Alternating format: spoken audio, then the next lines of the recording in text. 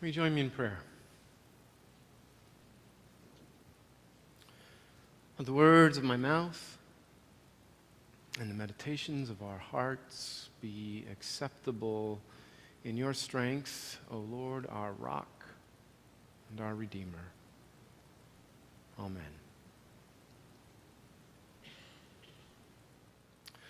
Earlier this week, as I came into the final days of my sabbatical time, I found myself waking up feeling anxious. After not having any responsibility for leading this congregation for the past 3 months, the thought of taking up the work again made me nervous. Just before I left 3 months ago, I handed out a long list of all of the things that needed to get done while I was away. I gave them to our council leaders, I gave them to our staff members, everything I could think of that would need attention during the 3 years of my 3 months. Woo!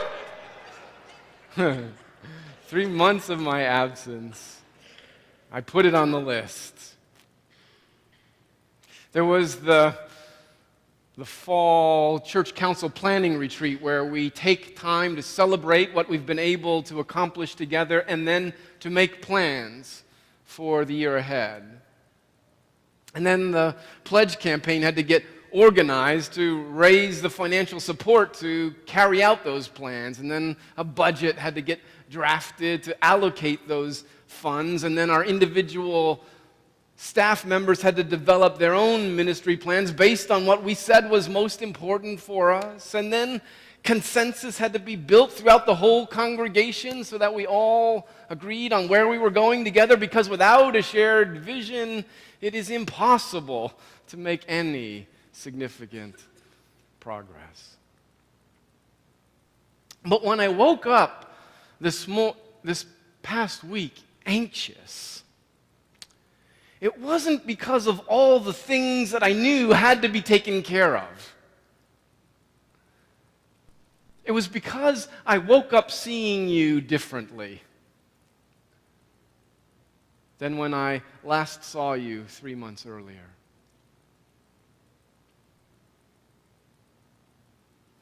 Back then, I remembered you being unified in a shared vision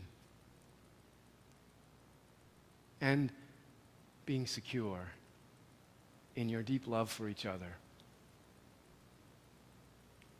and being clear about the things that were worthy of our best time and effort. When I stepped out of my role as pastor 3 months ago, I felt confident turning the work over to our gifted staff members and our committed lay leaders.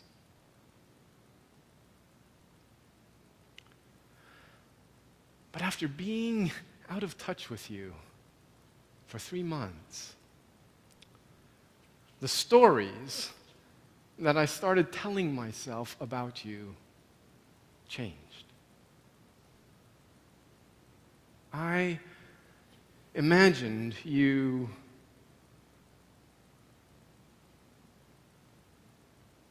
differently. I imagined you struggling to keep up with things that needed to be done, falling behind on things that had to be in place. I imagined things falling through the cracks. I imagined vision getting blurred, frustration growing, division forming over conflicting views about how to move forward faithfully. I woke up feeling anxious, not because you had changed, but because the stories that I was telling myself about you had changed. You looked different to me in the waking moments of these past few days. But then I remembered a verse that I've been holding from the book of Isaiah, just a simple verse that's been the focus of my devotional time.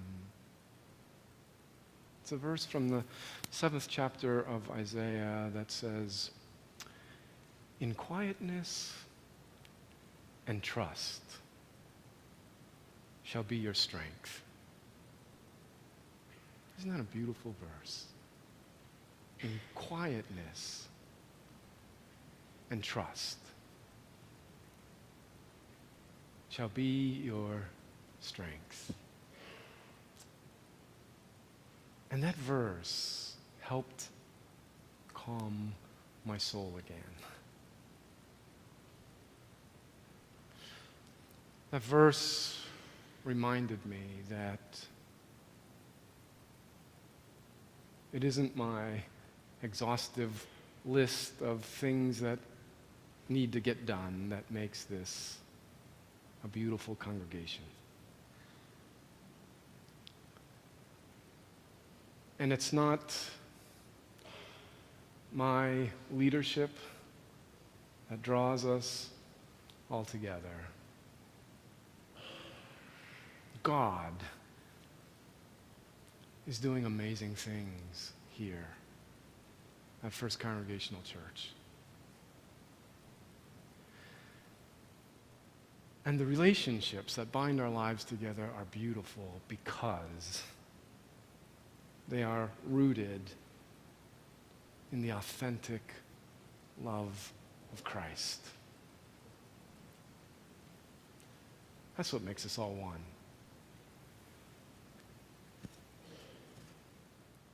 Remembering those things changed my view of you, changed the story that I told myself about you, and calmed my soul. In quietness and trust shall be your strength. Well, these past few weeks, we've been holding the beautiful prayer of the Afro-American theologian Howard Thurman, the listening ear, as our focus in worship. Today, we're holding the phrase that begins the last stanza of his prayer. Give me this day the eye that is willing to see. All throughout the Gospels, people have encounters with Jesus that give them eyes to see, that open their eyes in ways that make it possible for them to recognize things they never noticed before. This morning, we heard how Mary and Martha saw Jesus differently in the days following the death of their brother Lazarus. Before that, when their brother was still alive, they had nothing but admiration for Jesus. They saw him as the anointed one of God.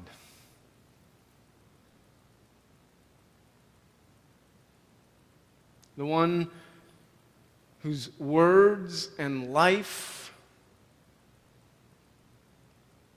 embodied the truth of God in ways that had the power to transform people's lives. When Jesus had visited their household earlier while their brother was still alive, they felt deeply grateful for the opportunity to host him in their home. You remember Martha instantly cleaned the house from top to bottom and busied herself preparing a meal fit for such an honored guest.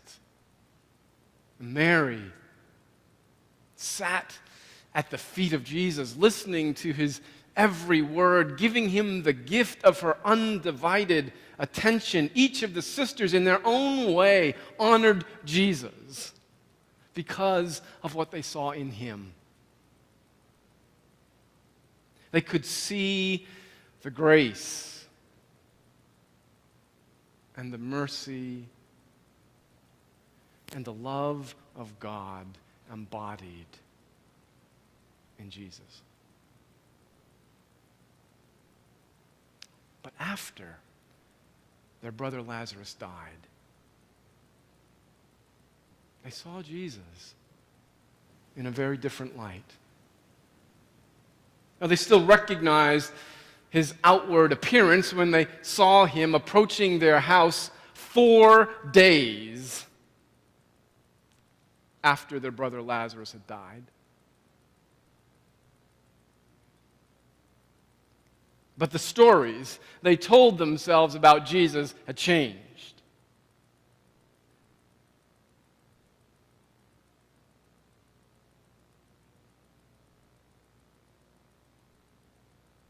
You can hear the new story that they were telling themselves in the way each of the sisters greeted Jesus. Instead of warmly inviting him into their home to share hospitality, they confronted him outside in the street. Lord, if you had been here, our brother would not have died. Both the sisters met him with the same greeting. If you had been here, our brother would still be alive today. The story that they began telling themselves about Jesus went something like this: you didn't care enough to come. We just weren't that important to you. You were too busy going around, meeting the crowds, being surrounded by adoring fans. After all we did for you, welcoming you into our home, feeding you and your followers, listening to your silly stories about the kingdom of heaven, we thought you really cared about us.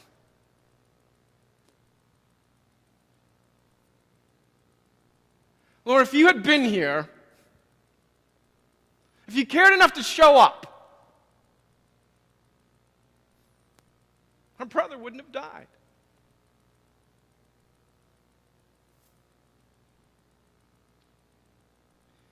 Mary and Martha treated Jesus very differently after Lazarus died, because the stories that they told themselves about Jesus had changed. They still looked the same on the outside, but the stories they told themselves about him and about the relationship between them had changed.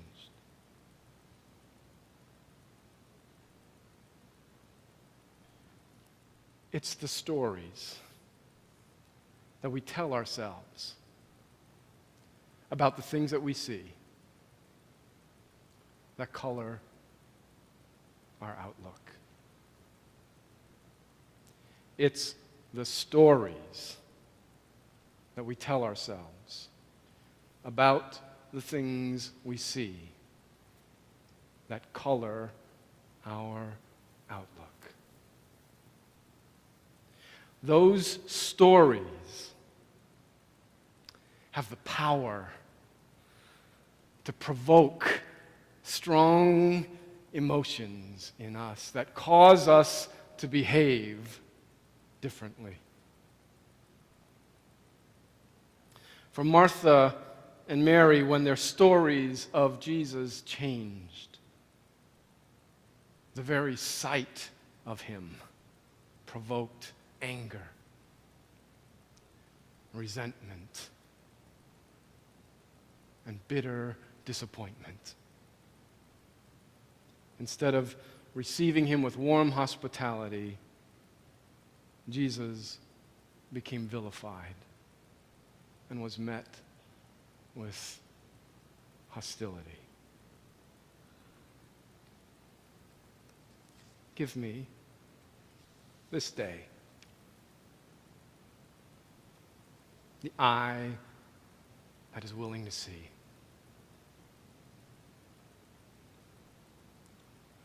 Last night we hosted the annual meeting of Remember, an organization that we've partnered with here in our church for the past 2 years. More than 20 people from our congregation have traveled out to the Pine Ridge Reservation in South Dakota to spend time among the members of the Oglala Lakota Sioux. They've come back with their eyes open to see things that they never recognized before,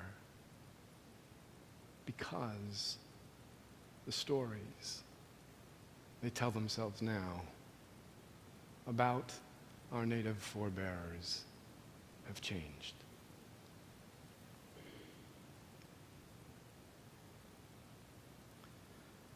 When our European ancestors first encountered the indigenous people living on this continent, we called them savages.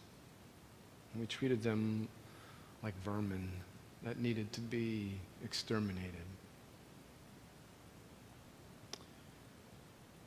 We told ourselves stories about their propensity for violence as we took the land that they'd lived on for generations and herded the survivors onto reservation land that nobody else wanted.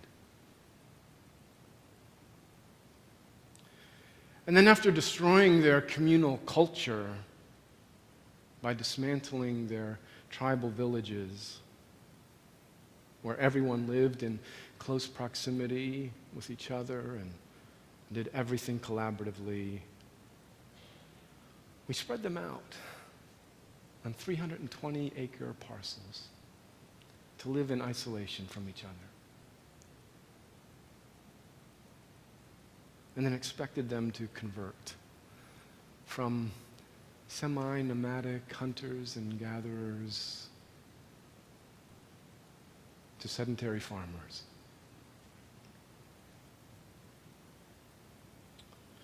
And now we look at their failure to thrive as evidenced by their high rates of alcoholism and domestic violence and suicide, their persistent poverty, their inability to hold down steady jobs, and we call them lazy and worthless. We don't see them as savages anymore. We see them as pathetic people who at best ought to be pitied and at worst forgotten.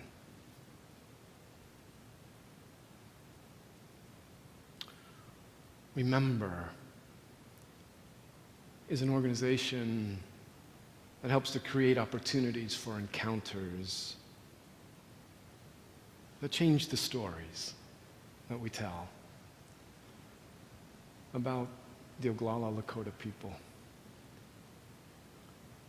living on the Pine Ridge Reservation. Give me this day the eye that is willing to see.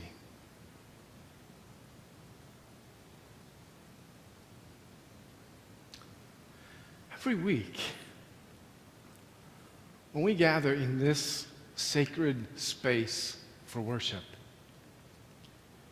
we change the stories that we tell about ourselves and about each other and about the people that we encounter every day of our lives. Here we remember that we are all God's beloved sons and daughters. No matter what's happened during the week, no matter what sins we're guilty of, no matter what deceit we have committed, no matter what hostility we have harbored, no matter what shameful things we have said or done, when we gather here, we tell the stories that help us see the world from God's perspective. Here we remember that God so loved the world that God sent Jesus into the world, not to condemn the world, but that the world might be saved through him.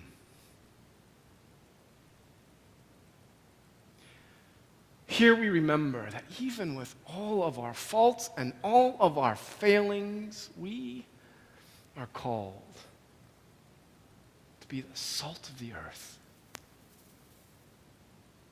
the light on a stand, the city on the hill, the leaven that transforms. Here we remember that we are called to be the incarnation of God's deep love for the world.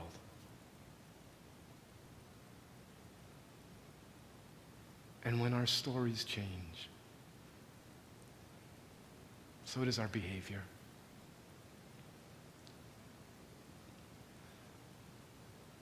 When we remember, we become more loving. We become more patient. We become more forgiving. We become more compassionate.